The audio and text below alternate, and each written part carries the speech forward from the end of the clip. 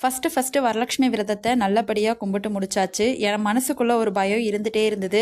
இதை வந்து நம்ம கரெக்டாக பண்ணுவோமா, இதை நம்மளால் பண்ண முடியுமா, நம்ம வீட்டில் நம்ம அம்மா சைடோ நம்ம மாமியார் சைடோ யாருமே பண்ணதில்லையே, நம்மளால் இதை பண்ண முடியுமா அப்படிங்கிற ஒரு தாட் வந்து என் மைண்டுக்குள்ளே ஓடிக்கிட்டே இருந்தது. சரி, நம்ம வந்து பண்ணுற விஷயங்களை நல்லதாக தெளிவாக பண்ணினாலே போதும், கடவுள் வந்து அதை ஏற்றுக்குவாங்க அப்படிங்கிற ஒரு மைண்ட் செட் வந்துட்டு எனக்குள்ளே வர ஆரம்பிச்சிச்சு. நம்மனால எல்லார் மாதிரியும் பெருசாலாம் பண்ண முடியாது. நம்மளோட மிடில் கிளாஸ் ஃபேமிலி அதுக்கு தகுந்த மாதிரி என்ன பண்ணணுமோ அத வந்து நான் மனசு நிறைவா பண்ணிட்டேன். கலசம் வச்சு வழிபடல. எனக்கு வந்து அந்த ஐடியாவும் கிடையாது.